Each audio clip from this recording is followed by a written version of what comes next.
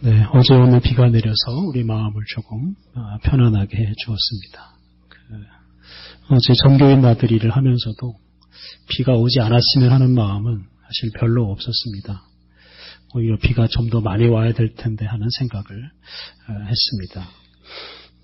요즘 가뭄 때문에 온 나라가 걱정을 하고 있습니다.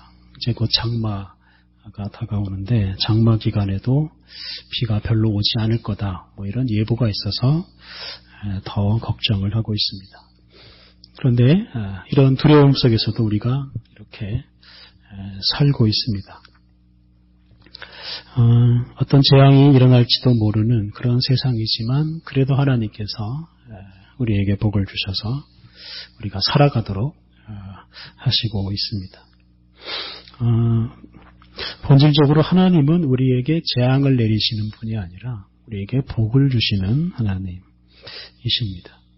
가뭄 같은 자연재해도 사실 알고 보면 다 인간이 초래한 것입니다. 요즘 AI 그 조류 독감이 다시 유행하고 있는데요. 이건 어리석은 사람들이 가축을 집단적으로 사육하면서 생기는 문제입니다. 아주 조그만 공간에 수백 마리, 수천 마리 닭을 함께 사육하기 때문에 그 닭들이 건강할 수가 없습니다. 그래서 조그만 질병에도 이 닭들이 아주 집단적으로 폐사를 합니다. AI라는 게 사람으로 말하면 그냥 감기입니다. 그냥 가벼운 질병일 수도 있는데 이게 집단 사육되는 이 닭들은 그 가벼운 질병을 이기지 못하고 다 죽고 맙니다. 사람들이 잘못된 그런 축산 방식 때문에 AI가 좀 무서운 질병이 되고 말았습니다. 지금 우리가 겪고 있는 가뭄도 사실 마찬가지입니다. 우리나라뿐만 아니라 지구촌 곳곳에서 이 가뭄으로 고생하는 사람들이 정말 많습니다. 그래서 이 사막화가 진행이 되어서 아예 고향에서 살지 못하고 집을 떠나는 사람들도 많습니다. 이런 가뭄과 사막화는 사람들의 이 무분별한 욕심, 무분별한 개발 때문에 일어난 기후변화 때문이라고 우리가 알고 있습니다. 이런 가뭄, 사막화가 사실은 다 하나님이 주신 벌이 아니라 사람이 초래한 것입니다. 오늘 읽은 요엘서에는 이렇게 사람들이 초래한 재앙을 이겨내게 하시고 다시 살게 하시는 우리 하나님의 은혜가 나옵니다. 이 요엘서는 이 메뚜기 떼가 몰려들고 거기에다가 가뭄까지 겹친 이런 상황에서 사람들이 고생하다가 하나님의 은혜를 깨닫고 또 하나님의 은혜를 받는 그런 이야기입니다. 요엘서 1장, 2장의 전반부는 이 메뚜기 떼와 가뭄이 닥쳐서 온 나라가 황폐하게 되어버린 그런 상황을 묘사합니다. 그런데 그런 재앙을 겪으면서 이제 하나님의 뜻을 조금씩 깨닫고 기도하기 시작하는데요. 그것이 2장 12절부터 17절까지 이어집니다. 이렇게 사람들이 재앙을 겪으면서 회개하고 하나님의 뜻을 깨닫고 기도하였을 때 하나님께서 이제 그 기도에 응답하시는데요. 오늘 본문 조금 앞에 나오는 18절부터 그 기도에 응답하시는 하나님의 말씀이 나옵니다. 그래서 18절부터 20절을 보면 그 메뚜기 떼가 물러갈 것이다, 이런 말씀이 나옵니다. 그 북쪽 군대로 표현되는 것이 바로 그 메뚜기 떼인데요. 그 메뚜기 떼가 물러갈 것이다 라고 말하고, 그리고 오늘 본문 21절부터 22절에서는 그 회복된 땅에서 기쁘고 즐겁게 살아라, 이런 권면을 또 하십니다. 그리고 23절, 24절에서는 이제 예전처럼 이제 가뭄이 끝나고 이른 비와 늦은 비가 적당하게 내려서 다시 곡식이 풍성하게 될 것이다 라고 약속하시면서 또 역시 기쁘고 즐겁게 살라고 권면하십니다. 오늘 본문 25절, 26절에 그 요엘서의 요점이 잘 기록되어 있습니다. 25절, 26절 제가 다시 한번 읽겠습니다. 내가 전에 너희에게 보낸 큰 군대, 곧 메뚜기와 느치와 황충과 팥충이가 먹은 횟수대로 너희에게 갚아주리니 너희는 먹되 풍족히 먹고 너희에게 놀라운 일을 행하신 너희 하나님 여호와의 이름을 찬송할 것이라. 내 백성이 영원히 수치를 당하지 아니하리로다. 메뚜기 떼로 인한 피해를 하나님께서 넉넉하게 다 보상해 주시겠다고 약속하시고 당신의 백성이 결코 수치를 당하지 않게 하시겠다고 약속해 주십니다. 27절 그런즉 내가 이스라엘 가운데 있어 너희 하나님 여호와가 되고 다른 이가 없는 줄을 너희가 알 것이라. 내 백성이 영원히 수치를 당하지 아니하리로다. 그래서 하나님께서 당신의 백성들과 함께 하시면서 그들이 영원토록 수치를 당하지 않도록 보호해 주시겠다고 약속하십니다. 이렇게 메뚜기 떼의 공격, 또 가뭄의 공격을 받으면서 사람들이 얼마나 힘들어하고 얼마나 많은 피해를 입었겠습니까? 그런데 그 상황에서 하나님을 경험하고 하나님의 놀라운 은총을 경험합니다. 그래서 결국은 황폐한 땅을 회복하게 하시는 하나님, 또 모든 것을 풍성하게 하시는 이런 하나님의 사랑을 경험하였습니다. 그리고 이제 거기서 더 나아가서 더 큰 일을 이루시는 이런 하나님의 은총에 대해서 말씀하시는데요. 오늘 읽은 본문 중에서 28절, 29절은 우리가 성령 강림절 주로 읽는 말씀입니다. 우리가 지난주에 주일에 봉독한 그 사도행전 본문에서 이 말씀을 사도 베드로가 이 말씀을 인용해서 사람들에게 설교를 했습니다. 이 요엘서 2장 28절 29절은 하나님께서 당신의 영을 모든 사람들에게 부어주시겠다고 약속하시는 말씀입니다. 28절 29절 그 후에 내가 내 영을 만민에게 부어주리니 너희 자녀들이 장래일을 말할 것이며 너희 늙은이는 꿈을 꾸며 너희 젊은이는 이상을 볼 것이며 그때에 내가 또 내 영을 남종과 여종에게 부어줄 것이며. 그 후에 이 메뚜기 떼의 재앙이 끝난 후에 하나님께서 만민에게 당신의 영을 부어주시겠다고 약속을 하십니다. 그래서 만민에게 부어주신다는 것이 중요합니다. 만민에게, 모든 사람에게 부어주십니다. 구약 성경을 읽어보면 하나님께서는 당신의 영을 사실은 특별한 사람들에게 부어주셨습니다. 다윗처럼 이런 왕이 될 사람들, 또 선지자처럼 당신의 말씀을 전할 사람들, 그리고 제사장들에게 성령님이 임하시고 그 사람들이 나라를 이끌어 갔습니다. 그런데 하나님께서 그런 특정인 또는 지도자들이 아니라 모든 사람들에게 성령을 부어주신다고 약속하십니다. 만민에게 성령이 부어지면 자녀들이 장래일을 말하고 늙은이는 꿈을 꾸고 젊은이는 이상을 보게 됩니다.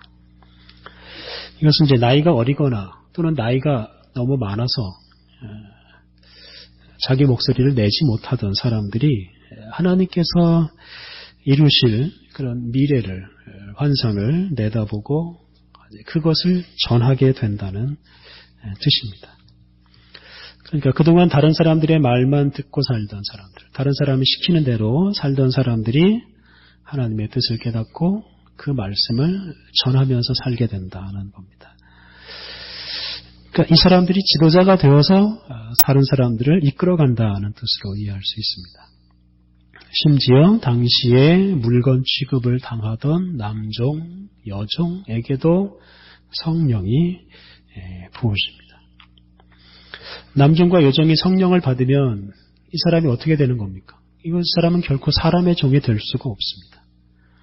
이 사람도 역시 하나님의 종이 되고 하나님의 일꾼이 되어서 하나님께서 보여주시는 환상을 보고 그것을 사람들에게 보여주고 사람들을 이끌어갈 수가 있습니다.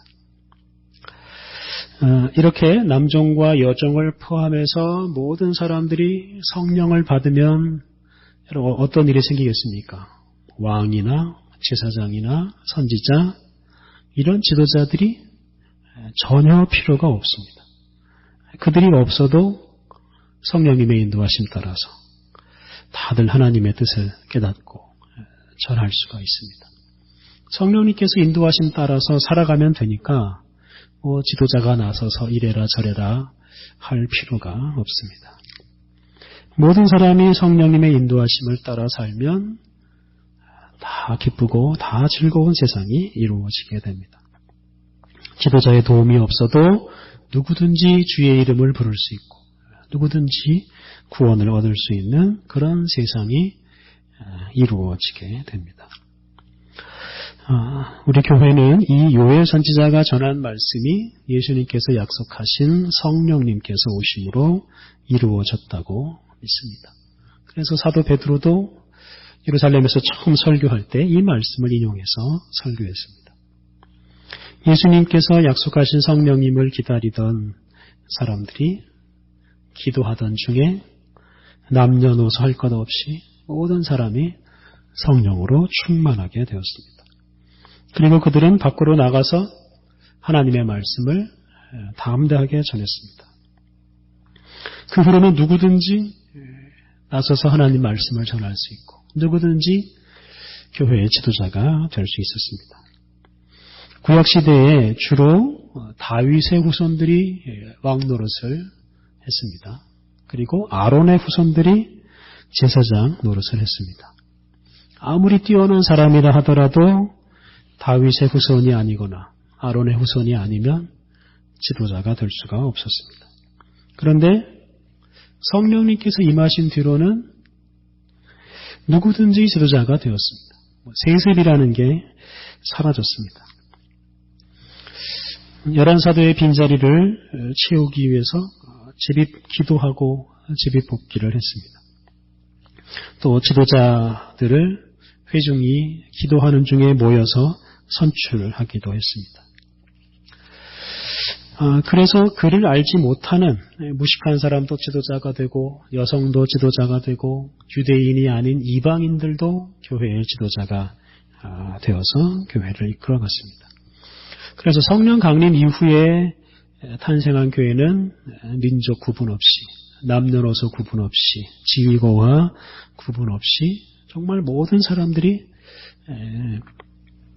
함께하는 새로운 공동체가 이루어졌습니다.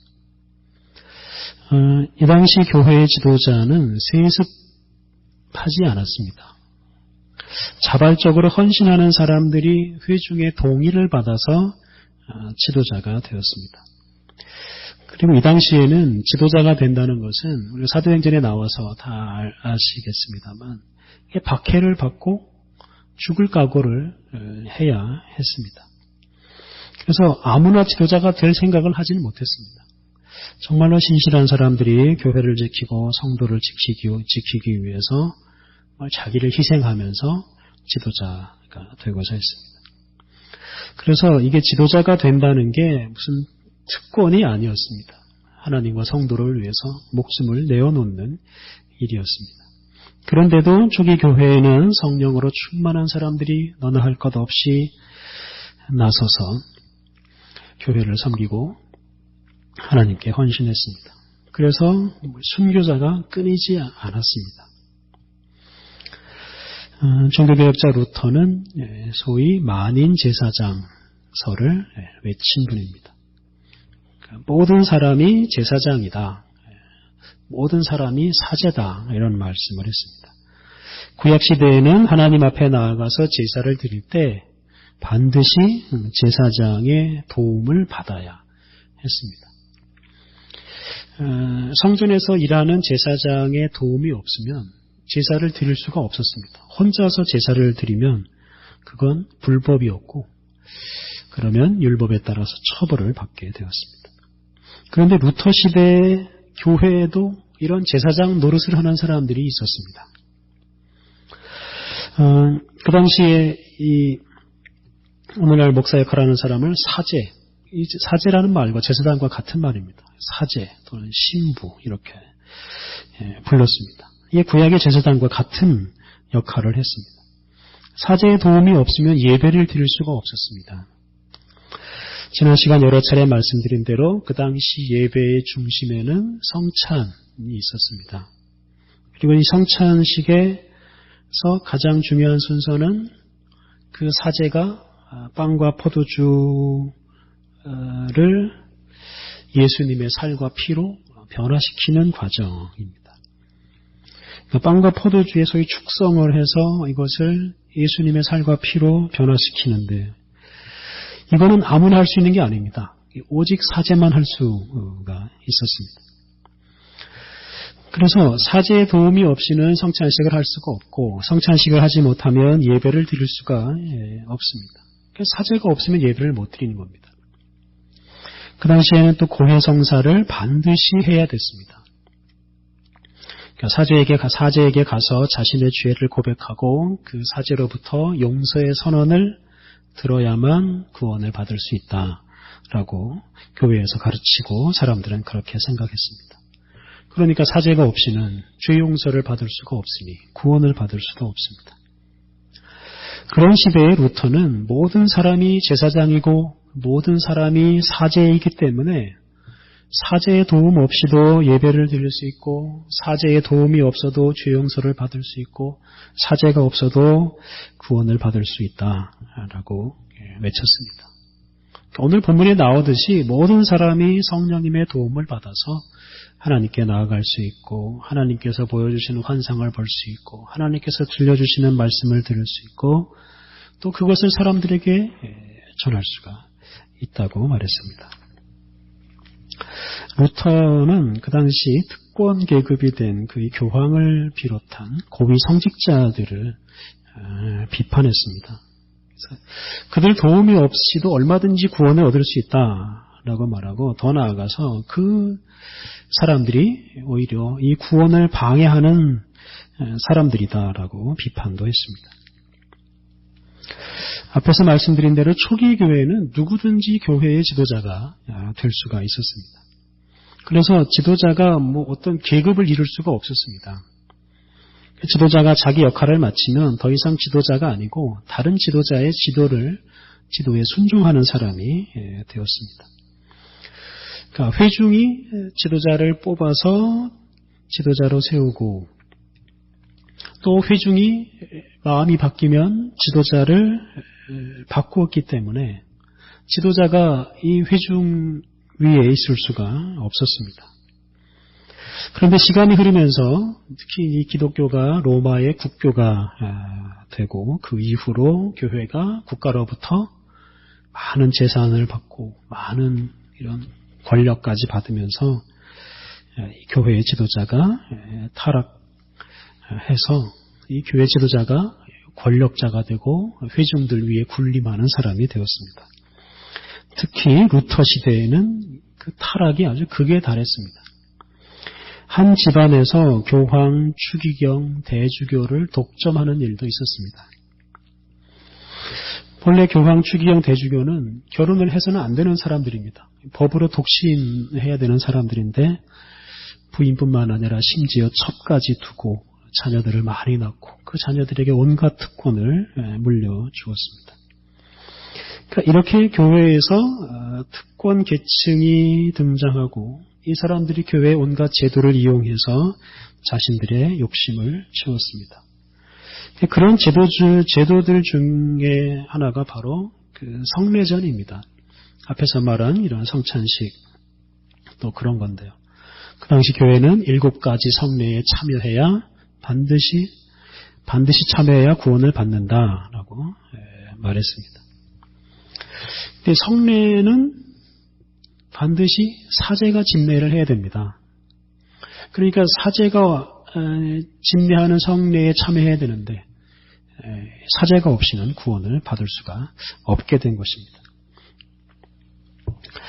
그래서 그 당시 사제들은 마치 구약의 제사장 행세를 하고 자신들이 무슨 특혜를 베푸는 것처럼 그렇게 교만하게 굴었습니다. 그래서 그 사람들은 하나님과 성도들 사이에 중개업자 노릇을 하면서 그 중개 수수료로 엄청난 부와 권력을 소유하게 되었습니다. 그래서 루터는 교회에서 그런 특권 계급을 몰아내기 위해서 모든 사람이 제사장이다, 모든 사람이 사제다라는 말을 외쳤습니다. 요즘 우리 교회 안에서도 성직자라는 말을 가끔 사용하는데요. 사실 신학적으로 말하면 목사는 성직자가 아닙니다. 성직자라는 말은 그래서 우리가 주의해서 사용해야 됩니다. 목사는 성직자가 아니고요. 반면에 성도들은 모든 성도가 다 성직자입니다. 모든 그리스도인이 성직자입니다. 이게 만인 제사장서라고 같은 말입니다. 모든 사람이 제사장이고 모든 사람이 성직자입니다. 그러니까 목사만 성직자인 교회는 타락한 교회이고 권력에 물든 교회라고 할 수 있습니다. 모든 그리스도인들이 거룩한 성령을 받아서 각 사람이 스스로 구원을 받을 수 있고 또 거룩한 일을 할 수 있습니다. 이런 성직, 거룩한 일, 구원에 이르는 일을 할 수 있는 사람이 따로 있는 게 아닙니다. 그런 사람이 따로 있어서 그 사람의 도움을 통해서 구원에 이를 수 있다고 생각하면 그것은 이제 교회 개혁 이전으로 돌아가 버리는 것과 마찬가지입니다. 루터는 오직 믿음으로 구원을 받는다라는 말을 강조했습니다. 그러니까 성직자가 베푸는 세례, 성직자가 집례하는 성찬에 참여하는 것으로 구원을 받는 게 아니라 믿음으로 구원을 받습니다. 그래서 성직자가 없어도 얼마든지 구원에 이를 수 있습니다. 앞에서 말씀드린 대로 그 당시에 성직자가 집례하는 그 7가지 성례에 참여하기만 하면 그냥 기계적으로 구원을 받는다고 생각하는 사람들이 많았습니다. 성찬식에서 그 빵과 포도주가 예수님의 살과 피로 변했기 때문에 그냥 그걸 먹기만 하면 구원을 받는다라고 생각하는 사람들이 있었습니다. 그러니까 성직자가 하는 것을 그냥 아무 생각 없이 구경만 해도 구원을 받는 겁니다. 근데 루터는 그렇게 생각하는 사람들에게 성직자가 구원을 주는 게 아니다. 성직자에게 의존하지 말아라. 성령님의 은총을 힘입어 믿음으로 주님을 영접하는 사람이 구원을 얻는다라고 말했습니다. 그래서 소위 이 성직자라는 것은 구원의 걸림돌로 여기고 성령님의 은총을 힘입어서 스스로 하나님 앞에 나아가야 한다라고 말했습니다. 그래서 엄밀하게 이 개혁 신학에 따르면 세례, 성찬이라는 이런 의식과 관계없이 우리가 믿음으로 구원을 얻을 수가 있습니다. 오늘날 한국교회의 많은 문제가 목사로부터 나옵니다. 자신이 신자 중에 한 사람이라는 것을 잊고 특권의식을 가지고 있는 이런 목사, 또 성직자 행세를 하는 목사들로 인해서 이 교회가 더러워지고 교회의 권위가 추락합니다. 물론 저를 비롯해서 모든 목사들이 참 이에 대해서 반성하고 회개해야 합니다. 그런데 목사가 아닌 여러분들도 사실 해야 할 일이 참 많습니다. 목사의 도움 없이 스스로 하나님을 만나고 성령님의 인도하심을 따라 살아갈 때 하나님의 교회가 새로워지고 바르게 세워질 수가 있습니다. 요즘 목사 없이 신앙생활하는 이런 공동체가 여기저기서 많이 생기고 있습니다. 걱정되는 면도 물론 없지 않지만 그래도 한편으로는 그런 공동체가 참 좋은 열매를 많이 맺기를 기대하고 있습니다. 그 일이 된다면 한국교회가 정말로 새로워질 것입니다. 하나님 나라에서는 목사라는 직분 없습니다. 권사, 장로, 집사 물론 없습니다. 우리 교회와 그리스도인들이 불완전하다 보니까 교회에 이런저런 직책이 생겨난 것뿐입니다. 이것은 그냥 잠시 존재하다가 사라지는 직책들입니다. 하나님 나라가 완성되면 모든 사람이 다 거룩한 사람으로서 하나님과 1대1로 성도와 하나님으로 만나게 될 것입니다. 우리가 그날을 바라보면서 성령님의 도우심을 힘입어서 우리들 스스로, 우리 각자가 하나님을 스스로 만나기를 힘쓰면서 살아가야 하겠습니다. 우리 함께 기도하시겠습니다. 하나님, 성령님을 보내주셔서 모든 사람들이 주님의 은혜를 받게 하시니 감사합니다. 하나님, 우리가 사람을 의존하지 않게 하옵소서. 성령님의 은총을 받아 믿음으로 주님께 담대히 나아가게 하옵소서. 하나님, 주님의 교회가 성숙하여 모든 성도가 주님과 온전한 관계를 맺게 하옵소서.